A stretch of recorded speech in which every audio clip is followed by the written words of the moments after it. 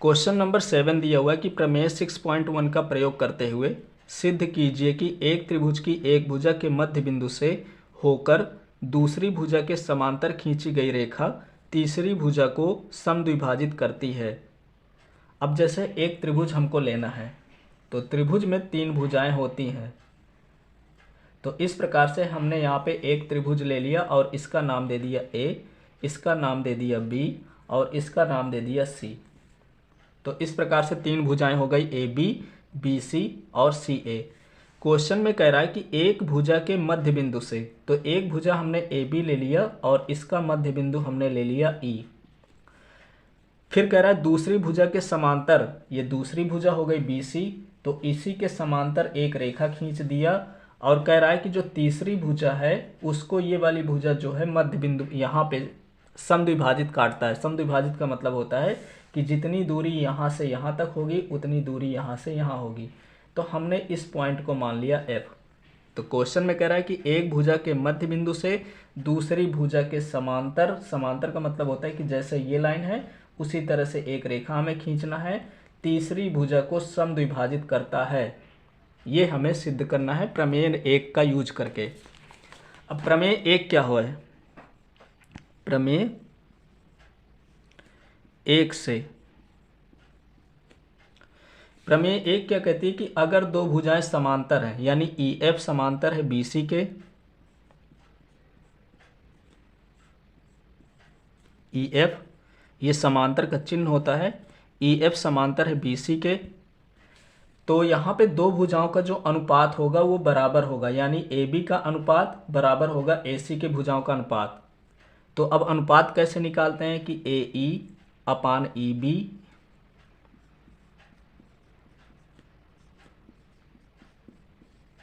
बराबर होगा AF अपान FC के।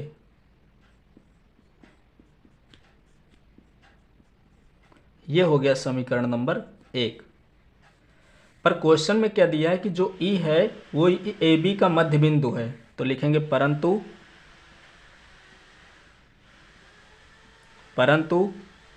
E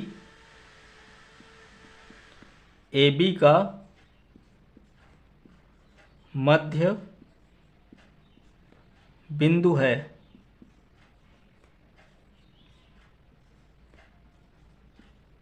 जो E है वो AB का मध्य बिंदु है। अब यहाँ पे मध्य बिंदु अगर E है तो AE बराबर होगा BE के या EB के, तो यहाँ पे हम लिख देंगे AE बराबर होगा EB के। तो जितनी दूरी ये होगी A से E की, उतनी ही दूरी E से B की होगी, क्योंकि E जो है वो बीच में पड़ता है।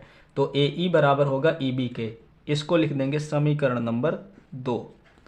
समीकरण 2 से अगर AE का मान हम समीकरण 1 में रख दें तो यहाँ पे हमें EB और ऊपर भी EB मिल जाएगा। जैसे यहाँ पे AE दिया हुआ है तो समीकरण 2 से AE इक्वल EB है, EB को उठा करके हम यहाँ पे रख देंगे। तो लिखेंगे समीकरण 1 व 2 से, तो समीकरण 1 में AE की जगह हमें EB रखना है, तो EB अपान EB हो जाएगा, बराबर हो जाएगा यहाँ पे AF अपान FC। हमें कुछ नहीं करना है, इस समीकरण से AE का मान उठा करके सिर्फ यहाँ पे रख देना है, बाकी सब वैसे ही रहेंगे। तो इससे EB से EB कट जाएगा। जब EB से EB कट जाएगा तो यहाँ पे सिर्फ बचेगा 1 इक्वल AF अपान FC। FC का मल्टीप्लाई 1 के साथ करेंगे तो ये FC हो जाएगा और इक्वल में है AF। तो यहाँ पे हमें पता चल गया कि जो FC है वो AF के इक्वल है। यहाँ पे लिखा है कि FC जो है AF के इक्वल है, यानी ये वाली भुजा इस भुजा का बराबर है। तो ये भुजा तभी बराबर होगी जब यहाँ पे F जो होगा AC का मध्य बिंदु होगा। तो यहाँ पे लिख लेंगे इसलिए F AC का, या अतः करके लिख देंगे यहाँ पे अतः F AC का मध्य बिंदु है। इसके लिखने के बाद जो हमको सिद्ध करना था उसको भी लिखना पड़ेगा थोड़ा सा थ्योरी में, कि लिखेंगे इसको, इससे सिद्ध होता है कि, इससे सिद्ध होता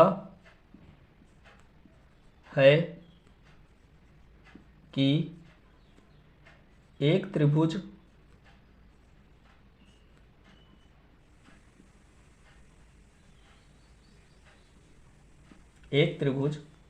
के मध्य बिंदु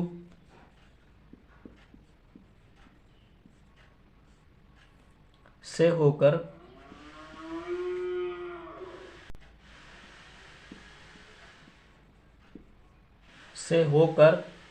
दूसरी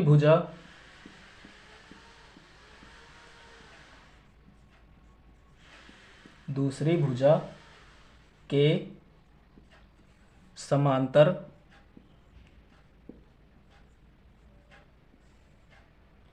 खींची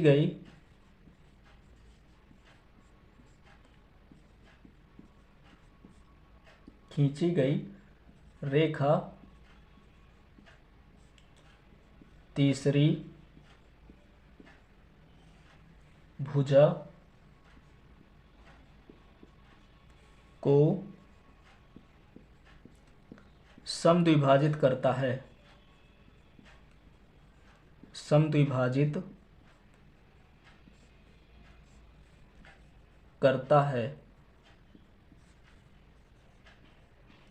ये क्वेश्चन में ही दिया हुआ है तो उसी का पूरा उतार करके लिख देना है।